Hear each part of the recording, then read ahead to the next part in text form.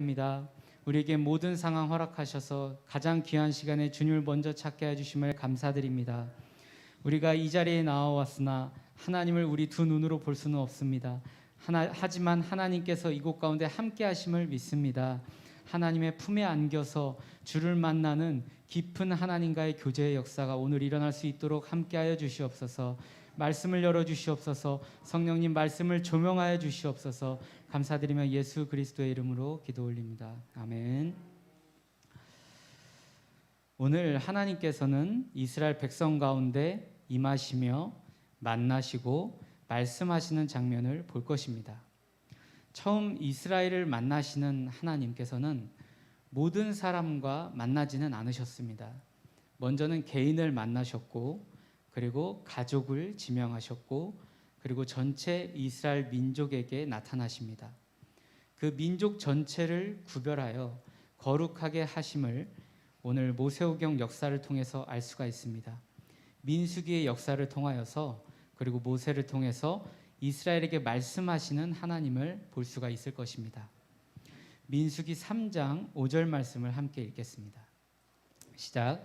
여호와께서 또 모세에게 말씀하여 이르시되. 아멘. 여호와께서는 오늘 모세를 만나셔서 말씀하십니다.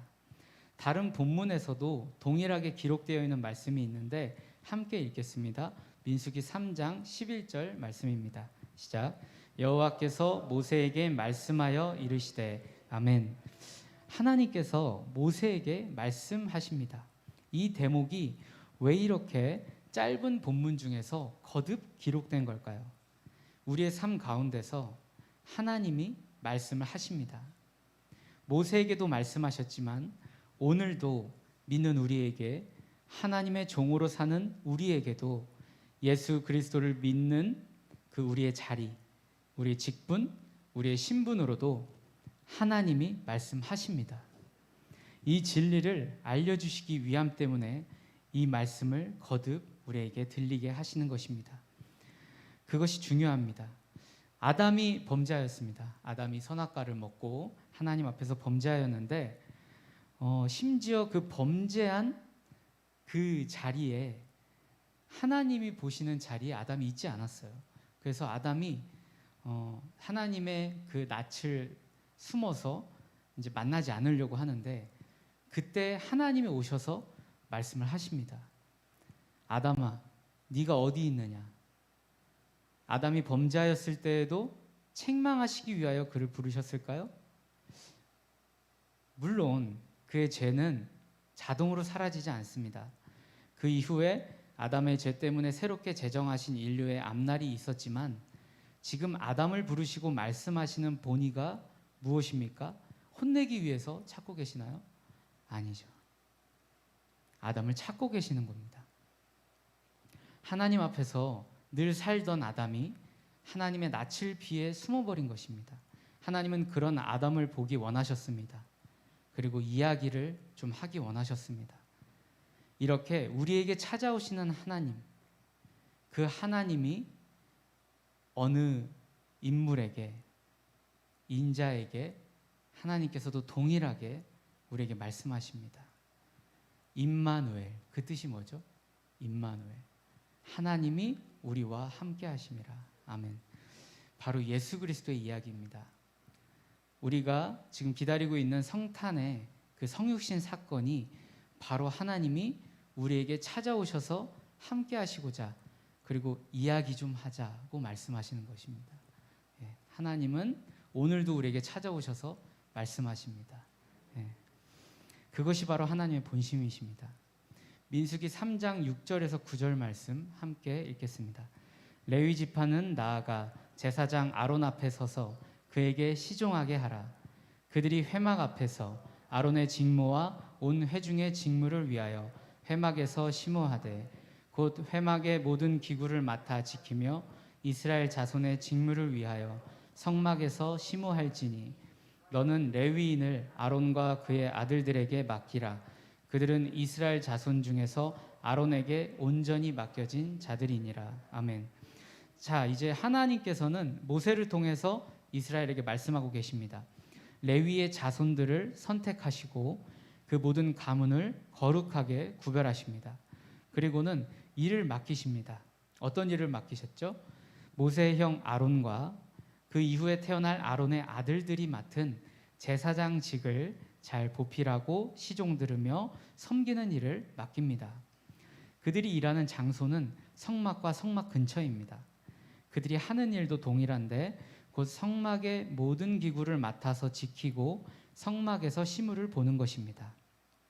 하나님께서는 자세하게 레위인들에게 일할 장소와 업무와 그리고 일하는 목적과 그리고 소속을 정해 주십니다. 그들은 평생 아론의 아들들 안에 소속되게 되었습니다. 이 모든 것은 이스라엘을 사랑하신 하나님의 마음 때문이었습니다. 그들이 대표하여서 그 모든 일들을 하나님 앞에 서 있는 이스라엘을 위하여서 하고 있는 것입니다. 민수기 3장 10절 말씀을 함께 읽겠습니다. 너는 아론과 그의 아들들을 세워 제사장 직무를 행하게 하라. 외인이 가까이 하면 죽임을 당할 것이니라. 무서운 내용을 하나님께서 말씀하시죠. 이 아론과 그의 아들들로 이어지는 제사장직은 구별된 것 중에서도 더 구별된 것으로서 온전히 거룩하신 하나님의 특성, 성품을 이야기하는 것입니다. 한 톨의 죄나 부정함이 없으며 영광 가운데 거하시는 삼위일체 하나님의 영광의 거룩이 이스라엘 백성에게 지금 임하고 있기 때문에 이 정도의 엄격한 거룩을 백성에게 일러주고 계신 것입니다. 이것은 어떤 의미로 우리에게 다가올까요? 어느 시대에든지 하나님의 살아있는 영광의 광채를 경험하고 있는 공동체가 있습니다. 그것이 가능합니다. 크신 하나님의 영광과 비례하여서 그 공동체에는 하나님을 두려워하는, 하나님을 크게 보는 경외심이 작동하게 됩니다. 이것은 자연스러운 현상이고 그리고 하나님의 원하시는 뜻이기도 합니다. 민수기 3장 11절에서 12절 말씀을 함께 읽겠습니다. 여호와께서 모세에게 말씀하여 이르시되 보라 내가 이스라엘 자손 중에서 레위인을 택하여 이스라엘 자손 중에 태를 열어 태어난 모든 자를 대신하게 하였은즉 레위인은 내 것이라. 아멘. 이제 다시 하나님께서 말씀하십니다. 모든 이스라엘에서 레위인을 택하였다고 하십니다. 그들이 모든 이스라엘에서 태어난 자들을 대신하게 하셨다고 하십니다. 이 얼마나 영광스러운 선택입니까? 그러시고는 이제 도장을 찍으시듯이 말씀하십니다. 레위인은 내 것이라. 레위인은 내 것이라. 도장을 찍으시는 거거든요. 이 하나님의 말씀 가운데 그분의 본심이 느껴질까 하여서 더 제 이야기를 조금 더 해보겠습니다. 저희 집에는 2살 되는 여자아이가 있어요. 그리고 제가 낳은 아이니까 얼마나 예쁘겠어요. 설명하기 어려울 정도로 예쁜데 그 아이 때문에 저희 집에서 좀 소란이 날 때가 있어요. 싸움이 날 때가 있습니다. 그 싸움이 뭐냐면 제 아내랑 저랑 싸우는 소리예요. 근데 진짜 싸우는 게 아니라 장난식으로 이렇게 싸우는 건데 그 싸우는 내용이 뭐냐면 처음에 제가 아이가 너무 이쁘니까 이렇게 끌어안고 이름이 연아거든요. 연아는 아빠 거 이렇게 꼭 껴안아요. 옆에 있는 아내가 뭐라 그래요? 아 연아는 엄마 거 그래요. 그러면 아이 팔을 붙잡고서 둘이 끌어당기면서 엄마 거 아빠 거 하면서 싸우는 거예요. 그러니까 아 너는 내 거야 라는 표현이 어떤 의미인지 조금 와닿으시죠? 네, 하나님이 레위인은 내 거다 하시는 거 어떤 뜻이에요? 너 저기 멀리 가면 죽여버린다 이런 뜻이에요? 아니에요.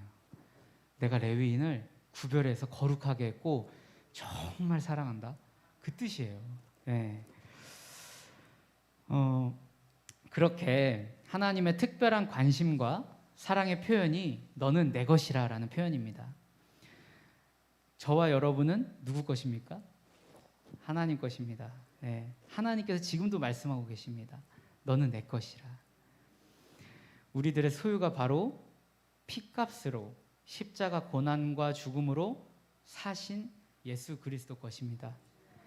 우리는 구원을 받았고 속량 받았습니다. 우리의 모든 인생과 전 인격은 예수님의 것입니다. 그렇게 우리는 하나님의 사랑을 받고 있습니다. 이것을 꼭 믿으시기를 바랍니다. 우리는 특별한 사랑을 받고 있다. 아멘. 아멘이 적으신데요. 우리는 특별한 사랑을 받고 있습니다. 아멘. 네. 민수기 3장 13절을 계속 읽겠습니다. 시작. 처음 태어난 자는 다 내 것임은 내가 애굽 땅에서 그 처음 태어난 자를 다 죽이던 날에 이스라엘의 처음 태어난 자는 사람이나 짐승을 다 거룩하게 구별하였음이니 그들은 내 것이 될 것임이니라. 나는 여호와이니라. 아멘. 이제 하나님께서 이스라엘에게 본심을 확연히 더 드러내고 계십니다.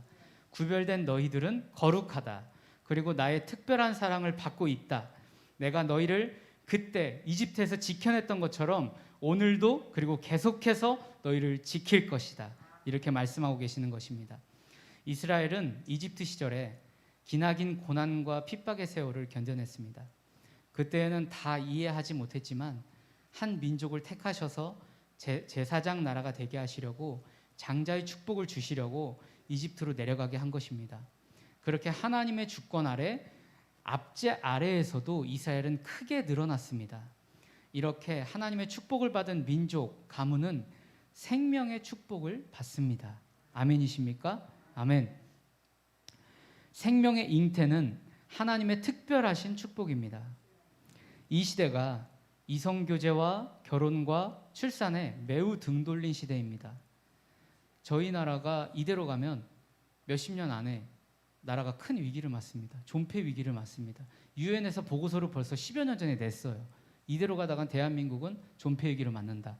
망한다 그 뜻이에요.